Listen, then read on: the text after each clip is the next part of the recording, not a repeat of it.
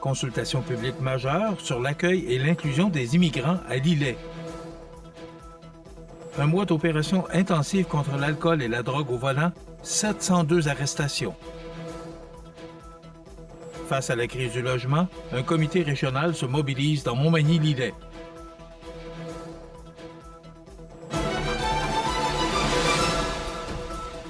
Vendredi 16 janvier 2026. Bonjour mesdames et messieurs et bienvenue à votre bulletin d'actualité sur le réseau de télévision CEMA TV. La MRC de Lillet lance une vaste consultation publique afin de mieux orienter son prochain plan d'action en matière d'accueil et d'inclusion des personnes immigrantes sur son territoire.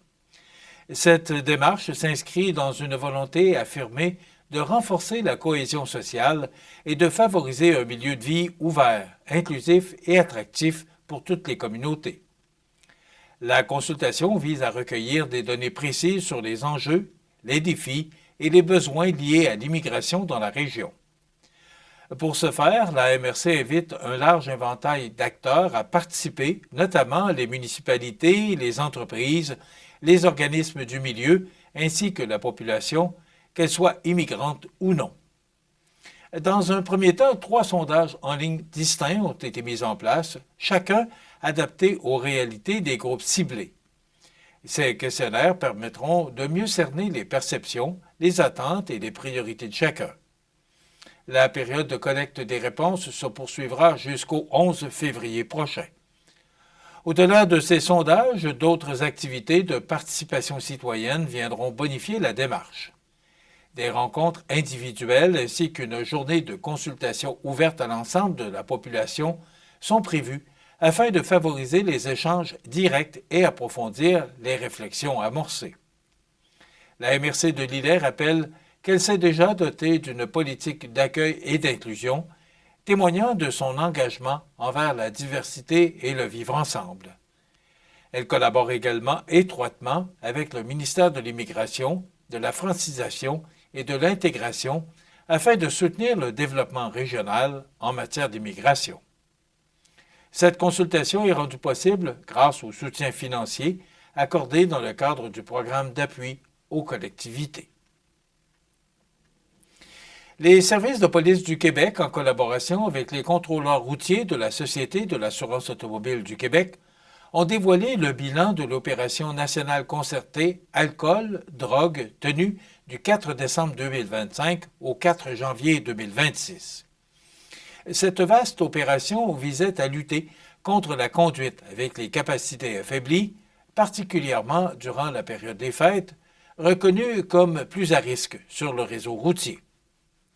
Au cours de cette période d'un mois, plus de 2300 contrôles routiers ont été effectués partout au Québec. Plusieurs de ces opérations ont été menées conjointement par différents corps policiers et les contrôleurs routiers de la Société de l'assurance automobile du Québec. Ces interventions avaient un double objectif, soit de réprimer les comportements dangereux, mais aussi de sensibiliser les conducteurs aux risques liés à l'alcool et à la drogue au volant. Le bilan fait état de 702 arrestations pour la capacité de conduire affaiblie par l'alcool, la drogue ou une combinaison des deux. Ces résultats démontrent l'ampleur du problème et rappellent l'importance de maintenir une présence policière soutenue sur les routes, notamment lors des périodes de grande affluence et de festivités. En parallèle aux opérations policières, la SAAQ a déployé une campagne de sensibilisation provinciale. Celle-ci comprenait des messages ciblant autant la consommation d'alcool que de drogue avant de prendre le volant, afin de rappeler aux conducteurs les conséquences graves de ces comportements. Même si la période des fêtes est maintenant terminée, les autorités rappellent que les opérations de prévention et de contrôle se poursuivront tout au long de l'année. Les patrouilleurs peuvent intercepter un automobiliste pour vérifier ses capacités de conduire et utiliser différents outils afin de détecter la présence d'alcool ou de drogue. Grâce au dépistage obligatoire en vigueur, les policiers peuvent également exiger un échantillon d'haleine au bord de la route sans soupçon préalable. Le message demeure clair que lorsque l'on consomme alcool ou drogue, on ne conduit pas. Des solutions sécuritaires existent, la prévention demeure une responsabilité collective par tous. Face à la crise du logement, un comité régional se mobilise dans Montmagny-Lillet. Tous les détails après la pause.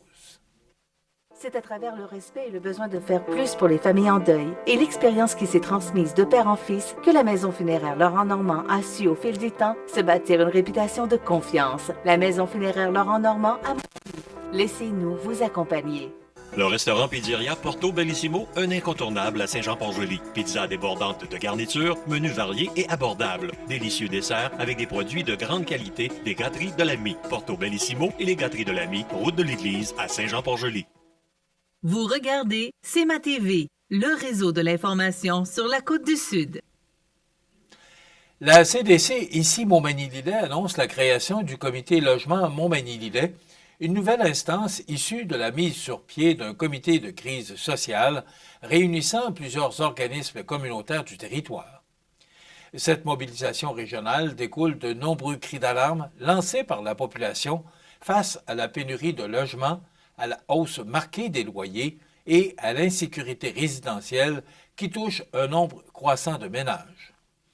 La crise du logement entraîne des conséquences importantes sur la vie quotidienne des citoyens. Lorsque les ménages doivent consacrer une part trop élevée de leurs revenus au paiement du loyer, ils sont contraints de faire des choix difficiles.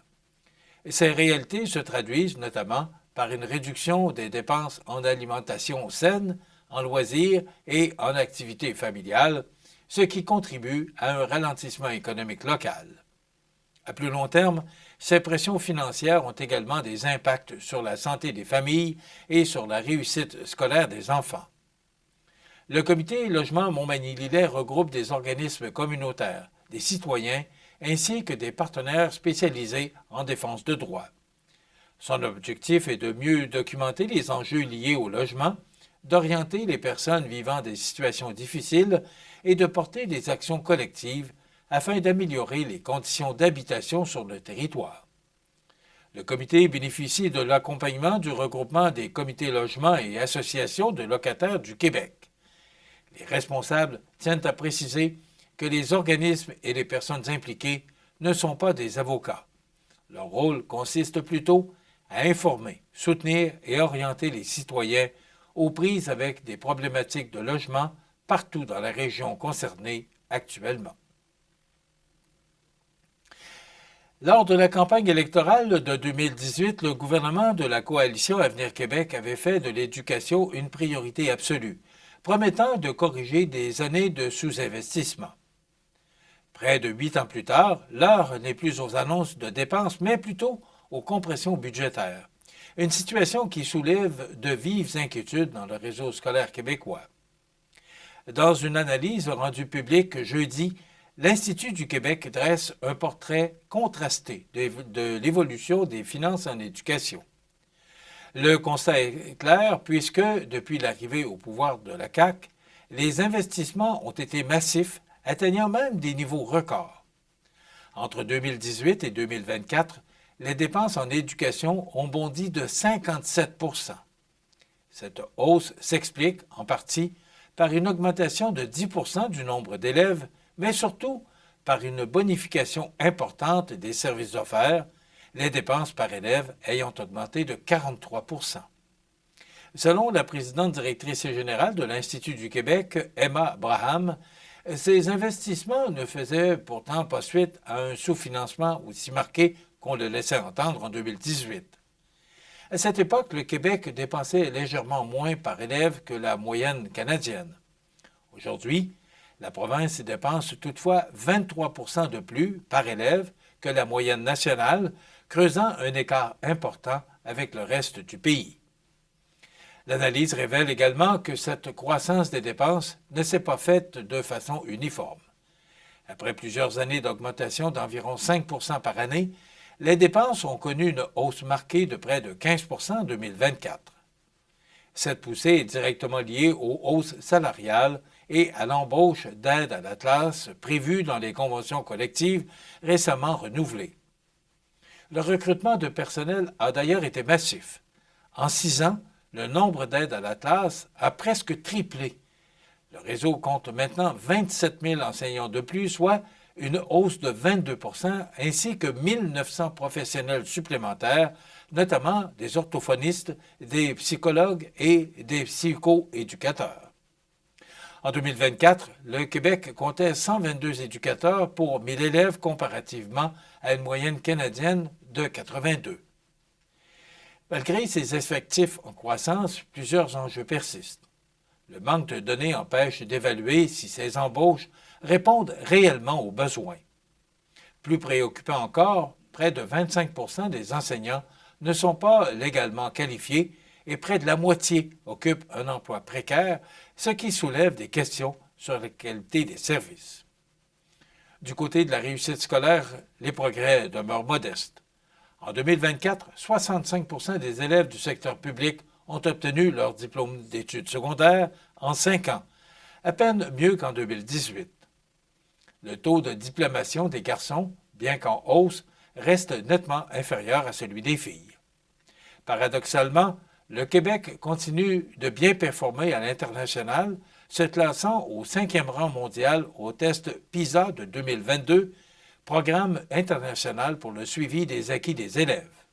Toutefois, avec les compressions prévues de 1,6 % par année d'ici 2027, le défi sera de maintenir la qualité de l'éducation tout en assurant une gestion plus rigoureuse des ressources, un exercice rendu complexe par le manque d'indicateurs précis. Les prochaines décisions gouvernementales seront donc scrutées de près partout au Québec.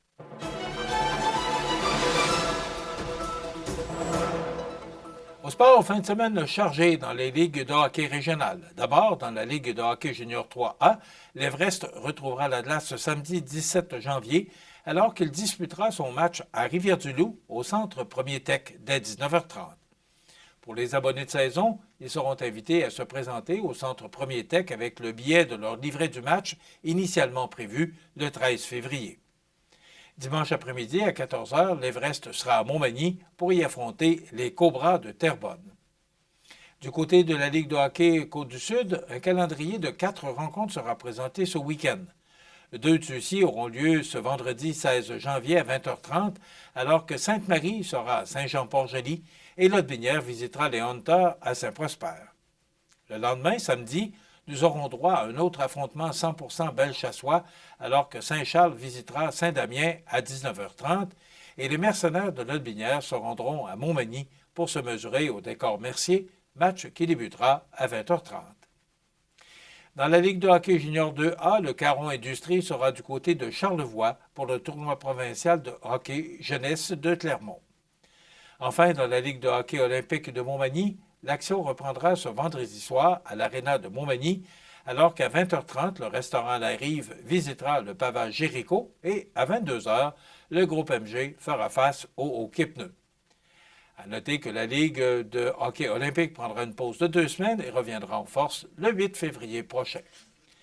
Voilà ce qui complète votre bulletin d'actualité de ce vendredi 16 janvier. Dans un moment, on vous propose bien sûr les prévisions de la météo et on reçoit aujourd'hui l'abbé Daniel Ouellette, qui est prêtre modérateur de l'unité missionnaire ouest du diocèse de Sainte-Anne.